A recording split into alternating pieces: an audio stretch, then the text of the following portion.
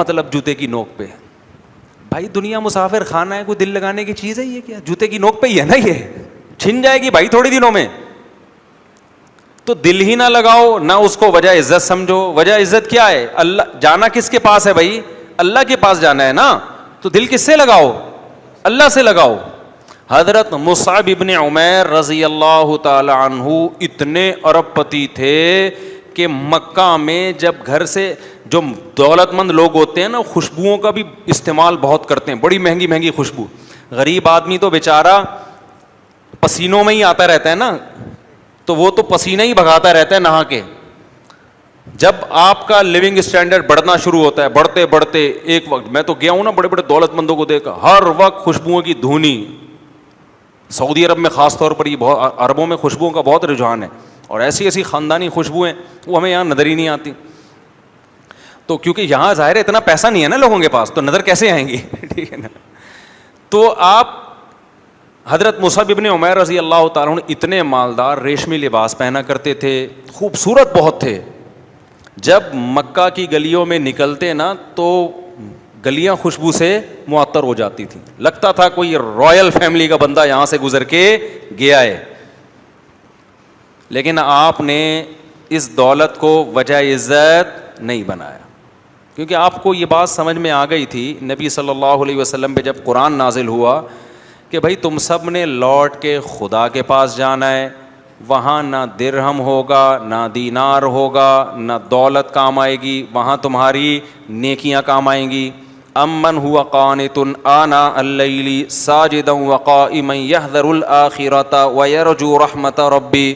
اللہ نے فرمایا بھلا وہ شخص جو راتوں کو اللہ کے سامنے اٹھ کے اللہ سے دعائیں مانگتا ہو, آخرت کا خوف کرتا ہو, کیا اس کے برابر وہ شخص ہو سکتا ہے جو یہ سب کچھ نہ کرتا ہو؟ اتنی قرآن کی آیتیں, ہر جگہ عمل عمل عمل, کہیں بھی دولت کی فضائل بیان نہیں کیے گئے قرآن میں کہ دولت کی وجہ سے تم اللہ کی نظر میں بڑے بن جاؤ گے.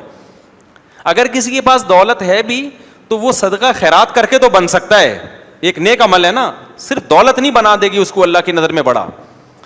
اتنا زیادہ اس مضمون کو قرآن نے بیان کیا, یہاں تک کہ مشرکین مکہ, ان کا یہ خیال تھا کہ دولت اتنی ویلیویبل چیز ہے کہ نبوت بھی دولت مند کو ملنی چاہیے. تو نبوت ایک مسکین پیغمبر کو کیوں ملی ہے, غریب پیغمبر کو کیوں ملی ہے؟ اتنا ان کے دماغوں میں دولت کا تصور بیٹھ چکا تھا, جو آج بھی یہی ہے. تو قرآن نے کیا کہا؟ اہم یقسمون رحمت ربک, نبوت اللہ کی رحمت ہے, اس کے ٹھیکیدار تم تھوڑی ہو, تو ہم ہیں, ہم جس کو چاہیں گے دیں گے. تو اللہ نے دولت مند کو چھوڑ کر عرب میں جو سب سے غریب اور مسکین تھے نا, ان کو نبوت کے لیے سلیکٹ کیا. یہ ساری چیزیں مصعب ابن عمیر بولو دیکھ رہے تھے کہ اللہ کی نظر میں اصل کیا ہے؟ عمل ہے. تو جب ایمان لے آئے نبی صلی اللہ علیہ وسلم پہ, ظلم شروع ہو گئے آپ پر. جب نبی نے ہجرت کی, آپ نے بھی ہجرت کی, ہجرت کی وجہ سے سارا بزنس کیا ہو گیا؟ ٹھپ, تباہ و برباد ہو گیا. انصاری کے حوالے کر دیا نبی نے کہ بھائی اب ان کا تو ساری جائیدادیں وہاں رہ گئی ہیں, اب تم ان کی کفالت کرو. پھر غزوہ احد میں مسلمانوں کو شکست ہوئی, مصعب ابن عمیر اس میں شہید ہو گئے, جان دے دی اللہ کو.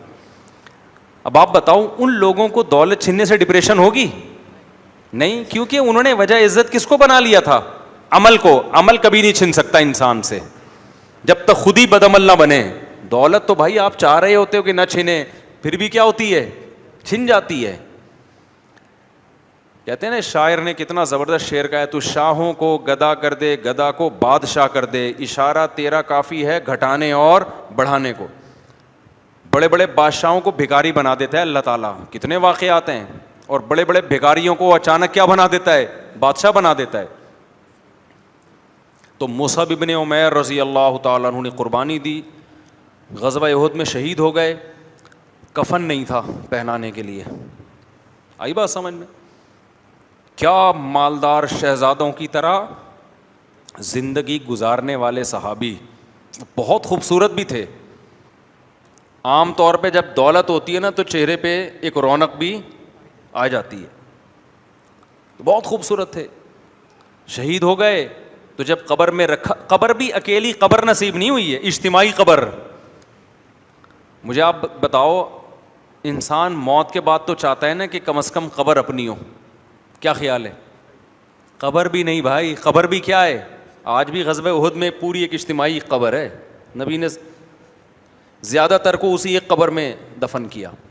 تو جب ان کو لٹایا تو کفن ہی پورا نہیں آ رہا، سر ڈھانپتے ہیں تو پاؤں کھل جاتے ہیں، پاؤں ڈھانپتے ہیں تو سر کھل جاتا ہے. یہ غربت کا عالم کہ وہ صحابی رسول جو شہزادوں جیسی زندگی گزارا کرتے تھے، موت کے بعد، شہادت کے بعد کفن میسر نہیں ہے.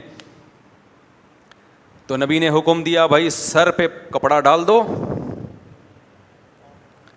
اور پاؤں پہ گھاس پھوس ڈال دو، گھاس ہی کفن کے طور پہ پہنائی جائے ان کو. اب آپ مجھے ایک بات بتاؤ، اگر مصعب ابن عمیر وہی شاہی زندگی اختیار کیے رکھتے، آج ہم ممبر سے حضرت مصعب ابن عمیر کا نام لے رہے ہوتے؟ بولو نا. کچھ بھی نہیں، پیسہ آیا تھا ان کے پاس، خوب عیش و عشرت میں زندگی گزرتی، اس کے بعد دنیا سے چلے جاتے، ختم. اور دولت مند کو موت کا غم غریب سے کئی گنا زیادہ ہوتا ہے. غریب کو پتہ چل جائے نا تجھے کینسر ہو گیا ہے، چلو یار نکلنے کا، خود ہی اللہ میاں نے نکال، میں تو خودکشی کا سوچ رہا تھا، اللہ میاں نے کیا خیال ہے، زیادہ ٹینشن نہیں ہوتی اس کو، چلو یار ثواب ہی ملے گا سوچنے. وہ ایک بڑے بزرگ کا واقعہ، مجھے پرانے واقعات یاد رہ جاتے ہیں، نام یاد نہیں رہتے، کہ وہ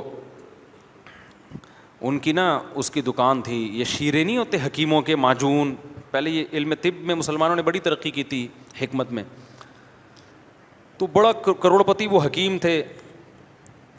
تو ایک بزرگ ان کے پاس گئے اور انہوں نے بولا کہ تمہارا دل تو انہی بوتلوں میں اٹکا ہوا ہے، ان شیروں میں ساری چپکنے والی چیزیں ہیں، تمہاری جان کیسے نکلے گی؟ وہ جان کیسے نکلنے پر پتہ نہیں مجھے لطیفہ کیوں یاد آ جاتا ہے. وہ ایک ماں نے بچی سے پوچھا اپنے، بیٹا جان کیسے نکلتی ہے؟ اسکول میں تمہیں کیا بتایا جان کیسے نکلتی ہے؟ انہوں نے کہا جان کھڑکی سے نکلتی ہے. ماں حیران ہو گئی، کھڑکی سے کیا مطلب؟ کہتی جب آپ گھر پہ نہیں ہوتی نا پڑوسن آتی ہے، جب آپ گھر پہ نہیں ہوتی، جیسے ہی آپ بیل بجاتی ہیں ابو کہتے ہیں جان کھڑکی سے نکل جاؤ. تو بچے بڑے ہوشیار ہوتے ہیں، ان سے بچ کے رہا کریں. ٹھیک ہے. تو ان نے بزرگ نے ان حکیم سے کہا، کوئی عطر فروش تھے یا عطار تھے واللہ عالم، ان سے کہا کہ تمہاری جان کیسے نکلے گا؟ جیسے سب کی نکلتی ہے. انہوں نے کہا نہیں بھائی، تمہاری تو ایک ایک بوتل میں قیمتی خمیرے تھے نا، قیمتی اور سارے چپکنے والے دوائیں حکیموں کی ساری معجون اور خمیرے اس ٹائپ کے ہوتے ہیں. انہوں نے کہا تمہاری کیسے نکلے گی؟ انہوں نے کہا میری تو ایسے نکلے گی. لیٹے چادر اوڑھ کے لیٹ گئے، جب انہوں نے چادر ہٹائی تو انتقال کر گئے تھے. یعنی عمل کر کے بتا دیا، ہمارے جانے میں کوئی ٹینشن نہیں ہے، ان کا وقت آ گیا ہوگا. تو اللہ نے پھر ان کو توبہ کی توفیق دی، برائیوں میں پڑے ہوئے تھے کہ بھائی یہ تو واقعی ہم تو اس دولت، ہم تو ان بوتلوں میں اٹکے ہوئے ہیں. تو غریب آدمی میرے بھائی جب مرے گا ایک رکشہ اس کو یاد آ رہا ہوگا کہ یہ میرا رکشہ تھا، یہ میرے بچے چلائیں گے. اتنا ہے نہیں کہ جائیداد میں ڈیوائڈ ہو سکے، ٹھیک ہے نا، ایک ایک پہیہ بھی نہیں آئے گا. اب یہی ہے کہ میں کون سا گیس چھوڑ کے جا رہا ہوں، اس میں چلانا ہوگا بچے چلا لیں گے، نہیں چلانا ہوگا تو جیسے ہمیں بھی اتنے سال ہم نے بھوکے پیاسے گزار دیے تو بچے بھی کیا کریں گے، ایسے ہی گزار دیں گے. تو بڑے آرام سے چلا جائے گا. نبی صلی اللہ علیہ وسلم جب دنیا سے جا رہے تھے تو حضرت فاطمہ رضی اللہ عنہا جو آپ کی بیٹی تھیں، وہ بار بار کیا کہہ رہی تھی، وا کرب ابتا، ہائے میرے باپ کا درد. نبی صلی اللہ علیہ وسلم کو بہت زیادہ بخار کی تکلیف تھی. اوعکو کما یوعکو رجلان، نبی نے فرمایا جتنی ایک عام شخص کو بخار میں تکلیف ہوتی ہے مجھے اس کی دگنی ہوتی ہے. اللہ تعالیٰ نے نبی صلی اللہ علیہ وسلم کو وفات کے وقت بیماری کی ڈبل تکلیف دی تاکہ آپ کے آخرت میں درجات بلند ہو جائیں. گناہ تو ہوتے نہیں ہیں تو اللہ اپنے محبوب لوگوں کو بعض دفعہ تکلیف میں ڈالتے ہیں کہ اب ساری تکلیفیں ختم ہو رہی ہیں تو اب دنیا میں زیادہ تکلیف دے دو تاکہ اور آپ کا درجہ بلند ہو جائے. تو حضرت فاطمہ جب نبی صلی اللہ علیہ وسلم کو بخار میں دیکھا نا شدید تکلیف میں، تو کیا فرمایا، وا کرب ابتا، ہائے میرے باپ کا درد. تو نبی نے کیا فرمایا، لا کرب علی ابیک بعد الیوم، اے فاطمہ آج کے بعد تیرے باپ پر کوئی تکلیف نہیں آئے گی، بس یہ آخری تکلیف ہے. اس کے بعد اب قیام ہمیشہ کبھی بھی تیرے باپ پہ کوئی تکلیف، کوئی جسمانی تکلیف نہیں آئے گی. تو جو نیک لوگ ہوتے ہیں نا, موت کے وقت ان کو ایک تسلی ہوتی ہے, ایک تسلی ہوتی ہے. ہمارے حضرت مفتی رشید احمد صاحب رحمہ اللہ تعالیٰ بڑھاپے کے وقت میں نا موت کو بہت یاد کرتے تھے اور فرماتے تھے بس ابھی دنیا سے جانے والے ہیں, سید الانبیاء محمد صلی اللہ علیہ وسلم سے ملاقات ہوگی, سارے بزرگان دین سے ملاقات ہوگی. اچھا, ان بزرگوں سے نبی سے محبت ہوگی تو موت کا کے جانے کا ایک خوشی بھی ہوگی نا. جن کو فنکاروں سے, اداکاراؤں سے, ایکٹروں سے محبت ہے ان کو تو یہ بھی غم, یہ بھی خوشی نہیں, کیونکہ ان سے ملاقات پتہ نہیں کدھر ہوگی ان کی.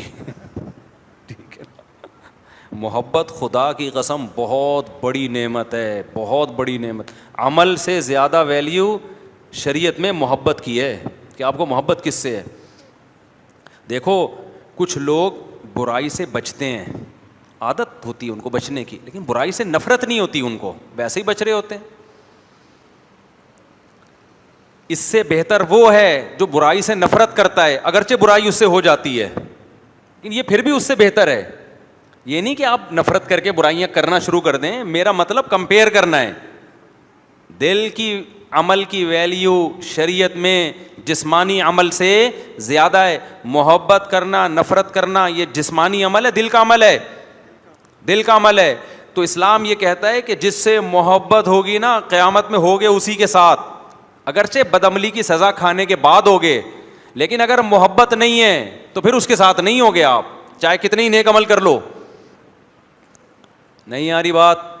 تو نیک لوگوں سے محبت, پیغمبروں سے محبت, صحابہ سے محبت, محدثین فقہاء سے محبت, یہ ہلکی چیز نہیں ہے. آج ہمارا جو ایک لبرل طبقہ ہے نا, اس کا بڑا مسئلہ بدعملی نہیں ہے, اس کو کافر سے محبت مسلمان سے زیادہ ہو گئی ہے. وہ کہتے ہیں یار کاش ہم امریکہ میں پیدا ہو جاتے, یار گوروں والی لائف ہوتی ہے ہماری. اگرچہ وہ جمعہ بھی پڑھتے ہیں, سمجھ رہے ہو, ٹوپی بھی پہنتے ہیں, عید کے دن نہاتے بھی ہیں, عمل کے لحاظ سے مسلمان ہیں, لیکن ان کی سوچ کیا ہے کہ کامیاب کون ہے؟ انگریز کامیاب ہے, محبت اس سے ہے, یہ زیادہ برباد ہے. اور ایک ہے پیدا امریکہ میں ہوا, سارے اسٹائل انگریزوں والے, دل کہتا ہے کاش میں مکہ مدینہ میں پیدا ہو جاتا ہے یار, کاش میں اسلامی ملک میں پیدا ہو جاتا. کہاں پیدا ہو گیا, برائیوں میں لگ گیا اور لگا ہوا ہے برائیوں میں. لیکن اس کی سوچ کیا ہے کہ کاش ایسا نہ ہوتا. خدا کی قسم یہ دوسرا پہلے سے اللہ کی نظر میں افضل ہے. ابے کیا ہو گیا, کیوں سمجھ میں نہیں آ رہا, بات کھچڑی پک گئی ہے بیان کی, کہاں سے لے کے چلے تھے ادھر ادھر. ہم نے کون سا کوئی ایم اے اسلامیات کا پیپر دینا ہے؟ اچھی بات ہے, جتنی ہو جائے اچھا ہے نا. سمجھ رہے ہو کہ نہیں سمجھ رہے؟ ہمارے حضرت کا ایک اور واقعہ سناتا ہوں. ہمارے حضرت کی جو زمینوں سے آمدن آتی تھی نا, تو حضرت بہت بڑا حصہ, بھی پورا مجھے یاد نہیں, 1/3 تھا 2/3 تھا, کتنا وہ سارا صدقہ کر دیتے تھے.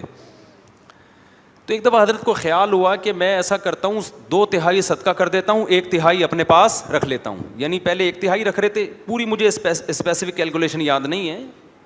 تو کیونکہ ہمارے حضرت کے بہت سارے مریدین ہیں جنہوں نے یہ واقعہ سنا ہوگا, تو وہ میری کریکشن کریں گے کہ بھائی اتنا نہیں, وہ اتنے فیصد تھا. تو بھائی اصل واقعہ مجھے یاد رہ گیا, وہ مقدار یاد نہیں ہے, تو میں پہلے ہی بتا رہا ہوں, وہ مقدار کم زیادہ ہو سکتی ہے. تو حضرت نے ارادہ کیا کہ میں 2/3 کیا کرتا ہوں صدقہ اور 1/3 اپنے پاس رکھوں گا. لیکن حضرت کہتے ہیں مجھے خیال آیا کہ 1/3 اگر میں نے رکھا اور اس کو بیچ کے آمدن کم ہوئی, تھوڑے دنوں کے بعد کچھ مالی حالات آنا شروع ہوئے, تو مجھے خیال ہوا ہوگا کہ یار وہ جو میں نے 2/3 کیا کاش نہ کرتا. آئی بات سمجھ میں؟ تو نیکی کر کے خوشی کے بجائے دل میں کیا ہوگی؟ ندامت. یہ دل کیا ہو رہا ہے؟ خراب. یہ جو دل ہے نا کہ یار کاش میں یہ نیکی نہ کرتا, یہ زیادہ برائی ہے. فرمایا کم نیکی کر لو, کم صدقہ کر لو. اور کم ہمارے حضرت کا کم ہمارا بہت زیادہ سے زیادہ تھا وہ, تو کم کر لو تاکہ بعد میں یہ ہو کہ کاش زیادہ کر دیتا. نہیں آئی بات؟ اتنا صدقہ کر لو کہ بعد میں ندامت ہو, یار کیسا کنجوس ہے, تھوڑا زیادہ کر لیتا. یہ زیادہ اچھی حالت ہے دل کی, بجائے اس کے کہ زیادہ کر کے بعد میں ندامت, ابے یہ میں نے کیا کر لیا یار. نیکی کر کے شرمندگی کرنا, یہ نیکی نہ کر کے شرمندہ ہونے سے زیادہ برا ہے. نہیں آئی بات؟ حالانکہ عملی لحاظ سے اگر زیادہ صدقہ کرتے تو زیادہ ثواب ملے گا نا, اور کم صدقہ کرنے میں کم ثواب. لیکن وہ کہہ رہے ہیں دل کی حفاظت, دل میں نیکی کی چاہت اور رغبت, یہ زیادہ امپورٹنٹ ہے. ابے سمجھا پا رہا ہوں کہ نہیں سمجھا پا رہا؟ تو یہ میں آپ کو بتا رہا ہوں کہ اسلام میں دل کے عمل کی ویلیو آپ کے ظاہری اعمال سے زیادہ ہے. بعض لوگ اسلام سے محبت کرتے ہیں, چل نہیں رہے ہوتے اسلام پہ, تمنا ہوتی ہے کاش اسلام پہ چلتے. یہ زیادہ بہتر ہیں ان لوگوں سے جن کو اسلام سے محبت نہیں ہے, کلچر کی وجہ سے چل رہے ہیں, کہہ رہے ہیں یار مجبوراً پیدا ہو گئے, کیا کریں, ختنے بھی, کٹنگ بھی ہو گئی اور شادی وادی بھی ہو رہی ہے, اب کلچر ہے, کیا کریں ایکچولی, بس ہو گئے تو ٹھیک ہے, ٹوپی پہن لیتے ہیں جمعے کے دن, سب نہا رہے ہیں تو چلو ہم بھی کیا کریں, سب آپ زیادہ ڈیٹیل میں نہیں آتا تو چلو ہم بھی نہا لیتے ہیں, چلو بقرعید پہ سب جانور کاٹ رہے ہیں, ہم بھی کیا کر لیتے ہیں, کاٹ لیتے ہیں.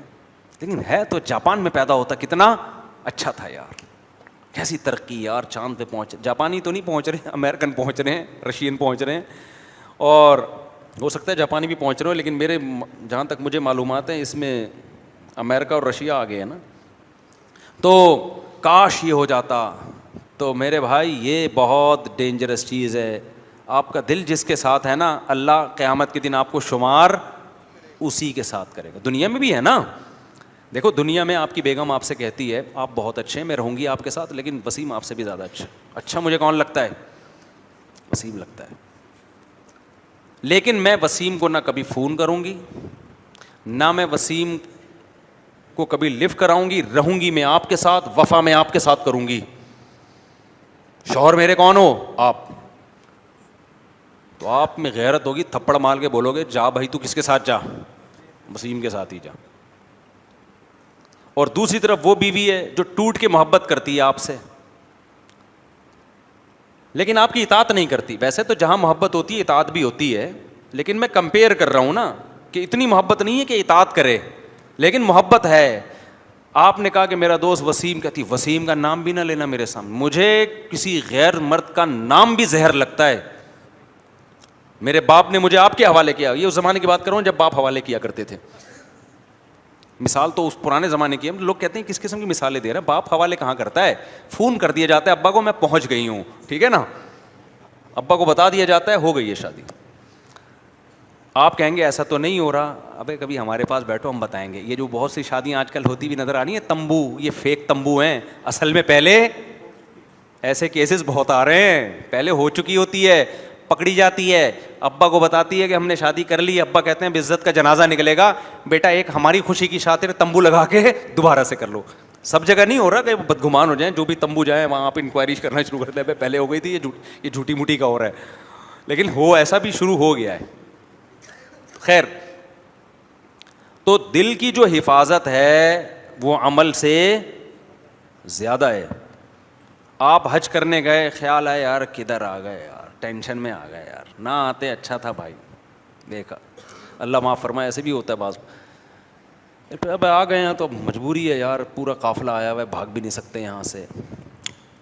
اس سے بہتر ہے نہ آتے اور دل یہاں اٹکا ہوا ہوتا ہے. نہ کرتے حج اور سوچتے کاش میں کہاں چلا جاتا حج میں. سمجھتے ہو کہ نہیں سمجھتے؟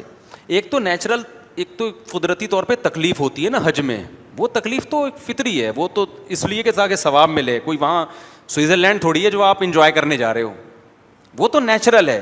لیکن یہ خیالات آنا کاش میں نہ آتا. مجھے یاد ہے بچپن میں میری جب 7-8 سال عمر تھی, شدید گرمیوں کے روزے تھے, تو میرے بڑے بھائی نا مجھے منع کر رہے تھے روزہ نہ رکھو. انور میں ہمارے ریلیٹیو رہتے تھے, اس وقت کراچی کی بسیں بڑی خطرناک تھیں. میرے بھائی منع کر رہے آج روزہ نہ رکھو, میں نے رکھ لیا روزہ. 8 یا 10 سال میری ایج ہوگی. اب روزہ رکھ کے ہم انور میں نا وہ 4K پتہ نہیں 4J ٹائپ کی بس تھی کوئی, وہ نہیں پٹپٹی سی بسیں ہوتی تھیں, بھری ہوئی ہوتی تھیں, اس میں بیٹھ گئے ہم. اب جا رہے ہیں نیول کالونی ہاکسبے روڈ کی طرف. مجھے روزہ لگنا شروع, اور بس میں تو الٹی بھی آتی ہے, عجیب سی طبیعت. 11 بجے کا ٹائم ہے, میں بار بار بولوں کاش میں روزہ نہ رکھتا, کاش میں روزہ. میرے بڑے بھائی نے ایک دفعہ برداشت کر لیا, میں نے کہا کاش یار آج میں روزہ نہ رکھتا. بھائی صاحب نے برداشت کر لیا, بچہ ہے بھائی. دوسری دفعہ پھر میں نے کاش یار میں روزہ نہ رکھتا. مجھے یہ واقعہ یاد رہ گیا. ہو سکتا ہے میرے بڑے بھائی صاحب کو یاد نہ ہو. اب میں کھڑکی کے پہ بیٹھا ہوا ہوں سیٹ پہ, بھائی صاحب نے میرا خیال کیا اس کا روزہ ہے, بچہ ہے, تو اس کو کھڑکی والی نا تاکہ ہوا آتی رہے. یہ بہت بڑی نعمت ہے کراچی کی بسوں میں ہوا کا, وینٹیلیشن کا کوئی انتظام ہو. اچھا اس میں بھی آتی ہے, ادھر سے نکلتی کہیں سے بھی نہیں ہے بس میں. تو پھر تھوڑی تیسری دفعہ میں نے کہا کاش, انہوں نے کہا چپ کرو, ایسے ڈانٹ لگائی, بولے یا تو رکھتے ہی نہیں, اب رکھ لیا تو ثواب کیوں ضائع کر رہے ہو بھائی اپنا بیٹھ کے, یا تو رکھتے ہی نہیں اور رکھ لیا ہے تو پھر بار بار کاش میں یہ ہے, تو اس سے تو نہ روزہ ملے گا نہ ٹینشن ہی ٹینشن ہے, ثواب بھی نہیں ملے گا. تو وہ واقعہ مجھے یاد رہ گیا کہ بھائی واقعی جب آپ نے رکھ لیا ہے تو یہ کہنا کہ کاش میں نہ رکھتا, اس سے بہتر واقعی یہ کہ نہ رکھتے اور سوچ ہوتی کاش میں رکھ لیتا, کیونکہ مجھے فرض تو نہیں تھے نا. فرض روزے میں آپ کے پاس آپشن نہیں ہے کاش میں نہ رکھتا یا رکھتے, تمہارے باپ کو بھی رکھنا پڑے گا, وہ تو فرض نفل کی بات, میرے لیے تو نفل تھا وہ. تو حقیقت میں بات بالکل ٹھیک ہے کہ وہ عبادت جسے کرنے کے بعد ندامت ہو کہ کاش میں نہ کرتا, اس سے بہتر ہے عبادت نہ کرتے اور تمنا ہوتی کہ کاش ہم کر لیتے. تو یہ بات آئی کہاں سے جو اصل چل رہی تھی, جو میں نے ٹرن مارا ہے, میں آپ کو بھی ہمارے جیسے ہی ہو گئے, جو میں اصل بات لے کے چلا تھا نا. کیا حضرت مفتی رشید احمد صاحب کا جو واقعہ میں سنا رہا تھا نا, اسی پہ سنا رہا تھا کہ وہ صدقہ, یہ تو دل کی بات آئی کہاں سے, ٹاپک تو میرا یہ چل رہا تھا کہ بعض دفعہ سیاستاً شو مارنی پڑتی ہے, لیکن دھوپ ہے کالے بال, وہ تو جہاد میں جھوٹ موٹ کا تمبو, ابے نہیں یار وہ سارا ٹاپک یہ کمپٹیشن. اصل بات یہ چل رہی تھی کہ کمپٹیشن کی وجہ سے لوگ ٹینشن میں جاتے ہیں. ہاں حضرت مصعب بن عمیر کا واقعہ سنا رہا تھا کہ آپ نے کرنا کیا ہے کہ اپنا ہدف پیسے کو بنانا نہیں ہے, جوتے کی نوک پہ رکھنا ہے, مسافر خانہ ہے بھائی, دنیا کیا ہے مسافر خانہ ہے, جوتے کی نوک پہ رکھو, کماؤ پیسہ, کس نے منع کیا ہے, رکھو کہاں اس کو, جوتے کی نوک پہ ہے, ٹھیک ہے. ہاں میں بتا رہا تھا کہ جان نکلنے کا نا, کہ دولت مند جو ہے نا, دولت مند اس کا دل کہاں اٹکا ہوا ہوتا ہے. اب آپ بتاؤ جس کے بحریہ ٹاؤن میں کروڑوں کے 10 پلاٹ ہوں, موت کا فرشتہ آ جائے کہ چلیں جی اس سلسلے میں حاضر ہوا ہوں میں, فوراً خیال آ گیا یار کل میں نے سودا کیا, کروڑوں کروڑوں روپے کی جائیدادیں ہیں یار, یہ کس سلسلے میں آ گئے یار تم کوئی اور سلسلے میں نہیں آ سکتے تھے تم, کیا خیال ہے کہ یار کسی اور سلسلے میں حاضر. پہلی دفعہ میں نے فرشتہ دیکھا ہے وہ بھی اس سلسلے میں آیا ہے. سنا تھا فرشتوں کے بارے میں, بارشیں برساتے ہیں, یہ کرتے ہیں وہ کرتے ہیں, کبھی کبھار جان بھی لے لیتے ہیں, کچھ اور سلسلے میں حاضر ہو جاتے. ٹینشن ہوگی کہ نہیں ہوگی. ہم لوگ دولت میں نا ان لوگوں کو دیکھ رہے ہوتے ہیں جو ہمیں خوش نظر آ رہے ہیں, جن سے دولت چھننے کا ٹائم آیا ان پہ جو قیامت گزرتی ہے وہ ہمیں نظر نہیں آتی. وہ تو واقعات ہم دیکھتے ہی نہیں ہیں. ہم دیکھو جب کوئی کروڑ پتی کھرب پتی مرتا ہے, اس کے بچے پیسے پہ لڑ رہے ہوتے ہیں, تو وہ تو ہمیں نظر آ رہا ہوتا ہے, وہ میت نظر نہیں آ رہی ہوتی کہ یار کل یہ بھی تو لڑ رہا تھا, کیسے پڑا ہوا ہے حسرت سے, بچوں کو چپ بھی نہیں کرا سکتا وہ کہ بچوں مجھے دفن تو ہونے دو, اس کے بعد کر لینا جو لڑنا. کسی شاعر نے بڑی زبردست بات کہی ہے نا کہ پہلے جائیداد, شعر تو مجھے یاد نہیں رہا, وہ مفہوم یاد رہ گیا, کہ جائیدادوں کے بٹوارے ہوتے تھے, اب جائیدادوں میں بھائیوں کے بٹوارے ہو رہے ہیں, جائیدادوں کے چکر میں بھائیوں کے بٹوارے ہو رہے ہیں. اور وہ لڑائیاں بھائیوں کی ہو کیوں رہی ہیں, اس میں بھی ابا کا قصور ہے. ابا کا خیال یہ تھا میں مروں گا ہی نہیں, ایسی کنفیوژن فائلوں کی پلاٹوں کی پیدا کر کے گئے نا, بچوں کو پتہ ہی نہیں کون سا کس کا ہے. کیونکہ ابا کو ہم نے کئی دفعہ سمجھایا, لوگوں کے اباؤں کی بات کر رہا ہوں, کہ بھائی آپ مر بھی سکتے ہو, آپ کا کروڑوں اربوں روپے کی جائیدادیں ہیں, بلڈنگیں ہیں, بچے کنفیوز ہو جائیں گے, ابا کون سی فائل کہاں رکھی ہے بتا دو نا. کہہ رہے ہیں بھائی میرا بھی مرنے کا کوئی پروگرام نہیں ہے, کیونکہ اتنی جب دنیا کما لی تو دماغ سے موت غائب, تصور ہی نہیں ہے کہ میں مروں گا. کیونکہ موت کا سوچتے ہوئے ڈر لگتا ہے بھائی پھر ہم نے اتنی محنت کس کھاتے میں کی ہے, اگر ہم نے مرنا ہی تھا تو اتنی بڑی بلڈنگ کیوں بنا دی. یعنی وہ حیرت ہوتی ہے ان کو کہ یار ہم نے اگر مرنا ہی تھا اور ابھی مرنا تھا تو یہ سب ہم نے پاگل ہیں ہم جو اتنے عرصے سے اتنی محنت کرتے رہے ہیں. تو اسلام تو پہلے سے کہہ رہا تھا پاگل ہیں, اللہ رسول کہہ رہے تھے آپ واقعی کیا ہیں, پاگل ہیں, آپ کو سمجھ میں نہیں آ رہا تھا, لیکن واقعی میں کیا ہوں, میں بہت بڑا پاگل تھا. نظر سوئے دنیا قدم سوئے مرقد, کہاں جا رہا ہے, کدھر دیکھتا ہے. نظر آپ کی دنیا کی طرف اور قدم آپ کے مرقد یعنی قبر کی طرف. تو شاعر کہتا ہے جا کدھر رہا ہے, دیکھ کدھر رہا ہے. بلڈنگیں بناؤ بھائی, سب کچھ کرو, دل لگانے کا بالکل بھی نہیں ہے. دل قبرستان ہے یار, جانا کدھر ہے. دولت مند آدمی کو غریب سے زیادہ مراقبہ کرنا چاہیے موت کا, بار بار مرے گا. دیکھو گناہ کی دو قسمیں, ایک گناہ تھوڑی دیر کا ہوتا ہے, یہ جو پیسے کی محبت کا گناہ ہے نا, یہ 24 گھنٹے کا چپکا ہوا گناہ ہے. یہ ایک گناہ ہوتا ہے, بعض گناہ تو صحابہ سے بھی ہوئے ہیں, حالانکہ ان کے دل میں دنیا کی محبت نہیں تھی, غلطی سے گناہ ہو گیا. ایک صحابی سے بدنظری ہو گئی, حالانکہ نبی کے لیے قربانیاں دیتے تھے وہ جہاد میں, لیکن کبھی انسان پر خواہش کا غلبہ ہوتا ہے. کوئی خاتون جا رہی تھی, صحابی نے ان کو دیکھا, بدنظری کی, پھر ایک خیال ہوا کہ بھائی مجھ سے گناہ ہو گیا ہے, ایک نامحرم عورت کو میں نے اتنا گھور کے دیکھا, اور اس سے ایک جو انسان کے دل میں جذبات ہوتے ہیں تو غلط نیت سے, پھر نبی کے پاس آیا, یا رسول اللہ مجھ سے گناہ ہو گیا ہے. تو آپ نے فرمایا صبر کرو. نماز ہوئی, نماز کے بعد آیا, یا رسول اللہ مجھ سے گناہ ہو گیا. آپ نے فرمایا تم نے نماز پڑھی ہے نا؟ انہوں نے کہا ہاں. فرمایا اللہ تعالیٰ قرآن میں نہیں کہتے کہ ان الحسنات یذہبن السیئات, نیکیاں گناہوں کو کھا جاتی ہیں. تو تم نے گناہ کیا نا, اب نیکی بھی کر لی, فنش, چلو شاباش جاؤ, ٹھیک ہے نا. اس کو سیریس نہیں لیا نبی نے. اب ایسا نہ ہو کہ آپ بھی سیریس نہ لیں, یہ بڑا خطرہ ہوتا ہے. حدیث کا غلط مطلب لوگ سمجھتے ہیں کہ اب آپ بھی سیریس نہ لیں کہ ہم فجر پڑھ لیں گے, انٹی کو دیکھ لیتے ہیں جا کے, بات کر لیتے ہیں, یہ کر لیتے ہیں, وہ کر لیتے ہیں, حج کر کے آ جائیں گے. بھائی انہوں نے توبہ تو اصل میں کر ہی لی تھی, ان کو ندامت تو ہو گئی تھی نا, تو اب ان کو ایک حوصلہ چاہیے تھا کہ بھائی نیکی تم نے کر لی ہے. کیونکہ صحابہ کے دل میں خوف اللہ کا بہت زیادہ تھا, تو بہت زیادہ جب کسی کے دل میں خوف ہوتا ہے نا تو پھر اس کو تھوڑا ہلکا لانا پڑتا ہے.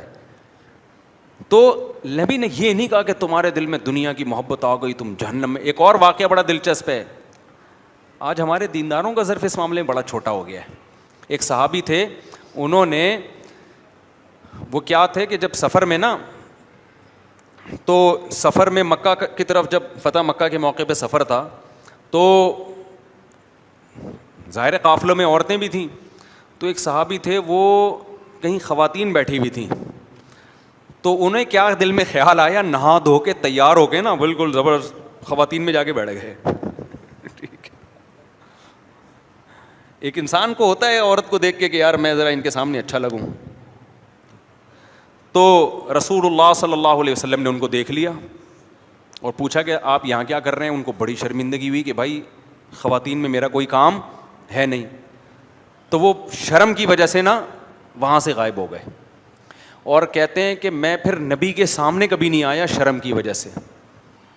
مجھے بڑی شرم آئی نا کہ بھائی یہ مرد ہوں اور خواتین میں, اور ظاہر ہے ان کی ایک انسان پہ بعض دفعہ خواہش کا غلبہ آ جاتا ہے کہ وہ کہتا ہے یار میں تھوڑا سا لیڈیز میں کیا لگوں, اچھا لگوں. یہ چھوٹی موٹی خطائیں صحابہ سے بھی ہوئی ہیں.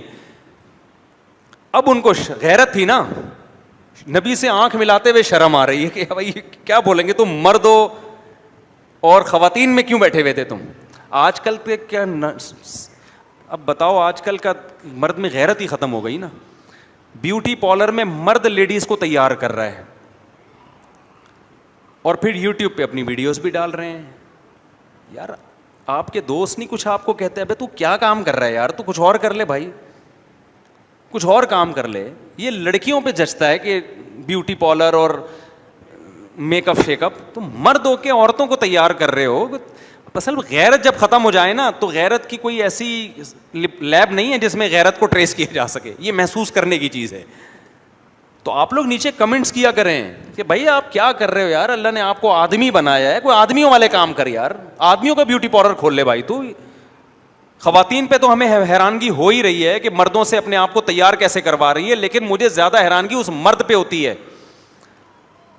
دیکھو زنا کرنا ایک الگ چیز ہے, بدکاری کرنا الگ چیز ہے, وہ بھی بڑا جرم ہے, لیکن کھلے عام آپ لیڈیز کو تیار کر رہے ہو اور یہ آپ کا پیشہ ہے. یہ آپ بتا رہے ہو کہ میں مرد نہیں ہوں, ورنہ عورت ڈرتی ہے آپ کے پاس بیٹھتے ہوئے.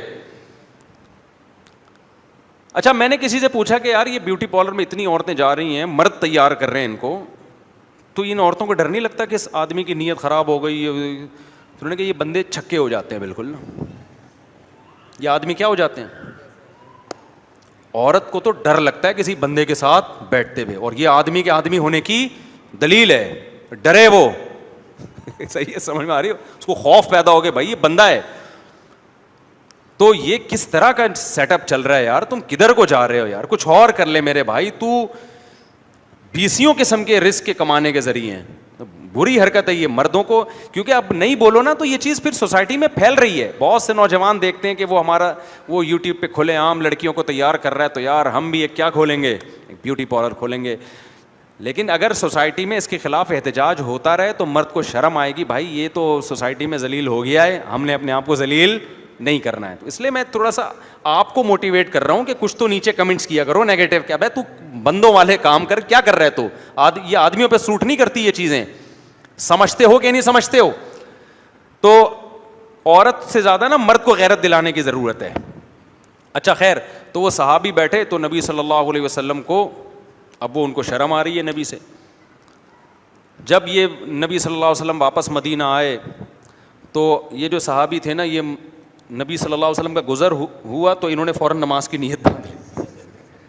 غیرت تھی نا صحابی رسول میں, غیرت تھی کہ بھائی شرم آ رہی ہے کہ لوگ کیا کہیں گے, کہ بھائی میں خواتین میں جا کے اور تیار ہو کے بال بنا کے نا بڑے سیٹ ہو کے بیٹھ. اب ان کو شرم آ رہی ہے پیغمبر سے, اپنی غلطی کا احساس ہو گیا تھا ان کو, غیرت تھی تو احساس کیا ہو گیا ان کو, بھائی مجھے نہیں کرنا چاہیے تھا ایسے.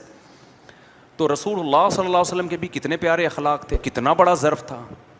نبی نے یہ نہیں کیا کہ اسی موقع پہ آؤں گے کہ یہ تو بالکل اسلام سے خارج ہو گئے ہیں, ان میں تو غیرت ختم ہو گئی ہے, اب یہ کیا تلوار اٹھائیں گے, جہاد کیا کریں گے. نہیں بھائی, ان کو پتا تھا, آپ صلی اللہ علیہ وسلم کو پتا تھا ان کے دل میں اللہ اس کے رسول کی محبت ہے, آخرت کی محبت. یہی ہے, ایک شیطان نے وقتی طور پر ایک ورغلایا اور ایک مسٹیک بولو ہو گئی, اور وہ مسٹیک کی بیس بھی کوئی غلط نہیں تھی, بذات خود ایک مردانگی تھی. تو مرد کی اللہ نے ایک عورت کی طرف اٹریکشن رکھی ہے, لیکن اس کا ایک جائز طریقہ رکھا ہے, ایک ناجائز طریقہ ہے. تو نبی صلی اللہ علیہ وسلم نے, آج ہمارے استاذ یہ واقعہ بتا رہے تھے ہمیں کہ آج کے دور میں اپنے کسی بندے سے اس طرح کی مسٹیک ہو جائے تو کیسا سوسائٹی میں اس کو جینے نہیں دیا جاتا. اسلام دیکھتا ہے کہ بھائی اپنوں سے غلطی ہو رہی ہے تو وہ اپنائیت سے فوراً نکل نہیں جاتے, اور غیروں میں دو چار خوبیاں آ جائیں تو اپنے نہیں بن جاتے وہ. تو نبی صلی اللہ علیہ وسلم کے اخلاق دیکھیں آپ. وہ صحابی جو ہے نا, پھر مسجد نبی میں انہوں نے نیت لمبی باندھ لی نماز کی, بھائی جب بھی تشریف لے جائیں گے تو میں سلام پھروں گا. آپ صلی اللہ علیہ وسلم وہیں بیٹھ گئے اور آپ نے فرمایا طول ما شئت فإننا ننتظرک. صحابی کا نام ذہن سے نکل گیا, فرمایا کہ جتنی لمبی نماز پڑھ لو ہم ادھر ہی بیٹھے ہوئے آپ کے انتظار میں, آج ملاقات ہو کے رہے. سمجھتے ہو کہ نہیں سمجھتے, تو وہ ایک الگ بات ہے. لیکن آج جو دنیا کی محبت کا جو جرم ہے نا, خدا کی قسم یہ ان جرموں سے کئی گنا بڑا ہے, کہ جو پلاٹوں سے دل لگا لیا اور بلڈنگوں سے دل لگا لیا اور دولت سے دل لگا لیا اور مرنے کے لیے تیار ہی نہیں ہے. وہ صحابی جن سے یہ مسٹیک ہوئی نا, جیسے ہی میدان جہاد قائم ہوتا کود پڑتے میدان جنگ میں, کہ بھائی جنت پہ تھوڑی اس کو ترجیح دیں گے, صحیح ہے نا. ایک صحابی کھجور کھا رہے ہیں اور ادھر میدان جنگ ہے, انہوں نے کھجور کی رغبت تھی تو کھا رہے تھے نا, انہوں نے کہا کہ شہادت سامنے ہے, جنت سامنے ہے, اور یہ کھجور کا تھیلا ختانے میں بہت ٹائم لگے گا, اتنا ٹائم میں جنت کے حصول میں ضائع نہیں کر سکتا. محبت کس سے تھی؟ محبت آخرت سے تھی. دل کو ٹھیک کرو میرے بھائی, سب سے پہلے عمل بھی ٹھیک کرو, لیکن دل کی ٹھیک ہونے کی ویلیو عمل سے زیادہ ہے. تو اسی لیے نبی صلی اللہ علیہ وسلم نے دنیا سے دل اٹکانے کو, تعمیر پہ پیسہ خرچ کرنے کو سب سے برا پیسہ قرار. یہ نہیں کہ ناجائز ہے, جتنی چیزوں پہ آپ پیسہ خرچ کرتے ہو اس میں سب سے کم تر کیا ہے؟ حدیث میں آتا ہے سب سے بدترین چیز جس پہ پیسہ خرچ ہونا وہ تعمیر ہے, کنسٹرکشن کا کام. اب یہاں حدیث کا مطلب, جن کو حدیث نبی کے مزاج سے واقف نہیں ہے نا, ہو سکتا ہے وہ حدیث سنیں, ریفرنس یاد کریں اور بولیں حرام ہے. حرام نہیں ہے, یہ بالکل ایسے ہے جیسے حدیث میں آتا ہے سب سے بدترین صف مردوں کی پچھلی صف ہے. اب آپ نے کہا چونکہ بدترین صف ہے لہذا میں پچھلی صف میں کھڑا ہی نہیں ہوں گا, جماعت چھوڑ دوں گا میں. تو بدترین کا مطلب کیا ہے؟ ثواب تو ملے گا میرے بھائی, آپ پچھلی صف میں بھی کھڑے ہو کے نماز پڑھ رہے ہیں, جماعت کا ثواب ملے گا, پورا ثواب ملے گا, لیکن اولین کے مقابلے میں وہ سب سے کم تر. کوشش کرو آگے جانے کی. تو حدیث کا مطلب کیا ہے کہ بدترین چیز جس پہ پیسہ خرچ ہو وہ کیا ہے؟ تعمیر. کیا مطلب؟ باقی چیزوں کی نسبت خوراک پہ خرچو بدترین نہیں ہے, لگ رہا ہے باڈی پہ. سواری پہ خرچو بدترین نہیں ہے, لگ رہا ہے آپ کے کام آ رہی ہے, فوراً کیش ریزلٹ مل رہا ہے. تعمیر پہ جتنا خرچ ہو رہا ہے وہ آپ کیش نہیں کرا رہے, کیونکہ آپ کی زندگی تھوڑی ہے اور جو سریا آپ نے ڈالا اس کی زندگی بہت لمبی ہے. تو اتنا سریا ڈالنے کی کیا ضرورت, اتنا پیسہ سریا تو ڈلے گا ظاہر ہے, نہیں تو مر جائیں گے لوگ, اگلی نسل. لیکن آپ نے اتنی انویسٹمنٹ کروڑوں اربوں کی کر دی, جبکہ آپ کی زندگی کیا ہے, تھوڑے دن کی ہے. اس لیے بدترین کہا اس کے مقابلے میں. سمجھتا نہیں ہے نا بات کو. یہ مطلب نہیں ہے کہ خرچ نہ کریں اس پہ, تعمیر پہ بھی کریں. جو کنسٹرکشن کا جن کا کام ہے ان کا تو بزنس ہی یہی ہے. کھوپڑی شریف میں بات آ رہی ہے کہ نہیں آ رہی ہے؟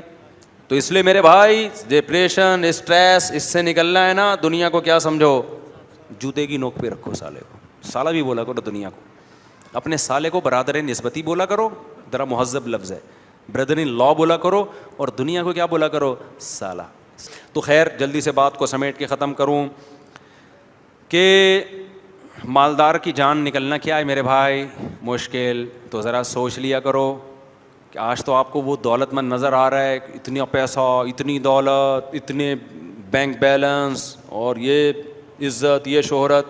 کل میرے بھائی مرتبہ بھی دیکھ لو. لیکن عبرت کی آنکھیں انسان کی ایسی بند ہوتی ہے کہ پھٹے پہ جنازہ پڑا ہوا ہوتا ہے اس دولت مند کا, پھر بھی اس کمبخت کی دولت نظر آ رہی ہے.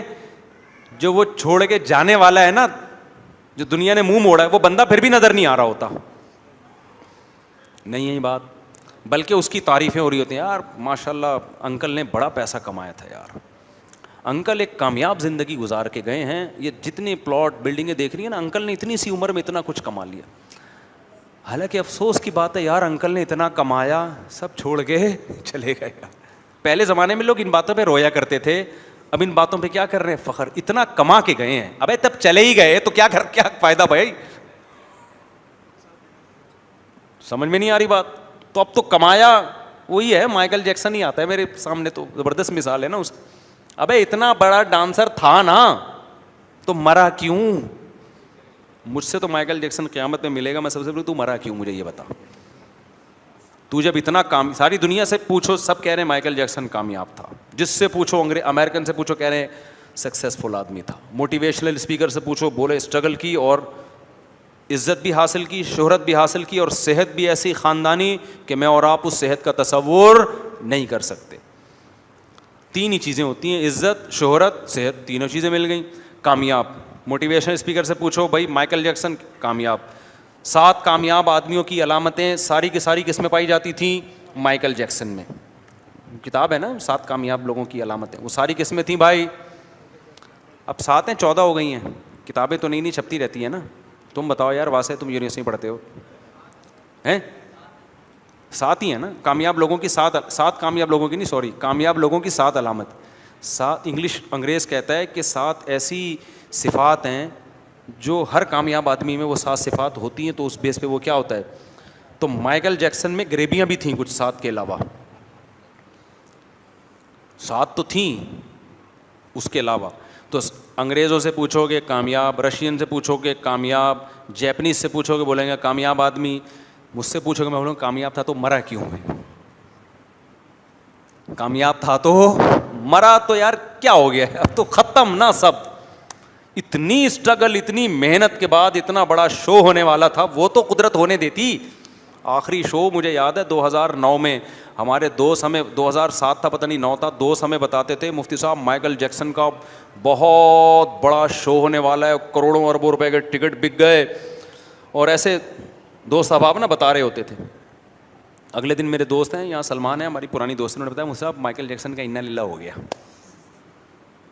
میں نے کہا اچھا, کہہ رہے ہاں وہ. میں نے کہا کیسے, کوئی مرڈر ہوا ہوگا, کیونکہ اتنا صحت مند آدمی ڈاکٹروں کی ٹیم لے کے گھوم رہا ہے, گردے شاپروں میں ڈال کے گھوم رہا ہے کہ میرا یہ والا گردہ خراب ہو گیا تو وسیم کا گردہ لگا دو, فلانے کا گردہ لگا دو. پتے میں پتھری پر گورنمنٹ کی طرف سے پابندی تھی مائیکل جیکسن کے, جو ہمیں یعنی ہم تو اپنے الفاظ میں تعبیر کر رہے ہیں نا. چھینکنے پر پابندی, چھینکے گا ڈاکٹروں سے سوال ہوگا قیامت کے دن, کیونکہ اتنے پیسے تمہیں دے رہا ہے تو پھر چھینک کیوں آ رہی ہے اس کو. قیامت کے دن بھی سوال ہوگا نا, کیونکہ ڈاکٹر تو پیسے لے رہے ہیں نا. آخرت میں اللہ بھی تو پوچھے گا نا کہ تم نے پیسے کس بات کے لیے. یہ والے سوال تو ہر ایک سے ہوں گے نا, دنیا میں بھی ہوگا.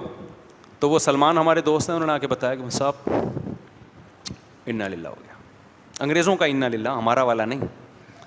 تو میں نے کہا یار یہ کیا مرڈر ہوا ہے کہ نہیں؟ ویسے ہی وہ رات کو سوئے تھے تو صبح نہیں اٹھے.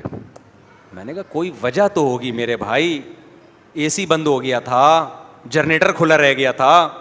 ہمارے یہاں تو یہی ہوتا ہے نا, جنریٹر کھلا رہ گیا, گیس بھر گئی. ہمارے یہاں بہت سارے لوگ اس طرح مرے ہیں, اچھے بھلے صحت مند, جنریٹر کھلا رہ گیا تھا اس وجہ سے, یا کوئی زلزلہ آیا تھا, چھت گر گئی تھی, کیا ہوا کیا تھا؟ انہوں نے کہا پتہ ہی نہیں چل رہا ہوا کیا. میں نے کہا ڈاکٹر چھٹی پہ تھے اس دن؟ نہیں بھائی ڈاکٹر بھی چھٹی پہ نہیں تھے, سویا ہے, پولیس سے بھی نہیں اٹھا.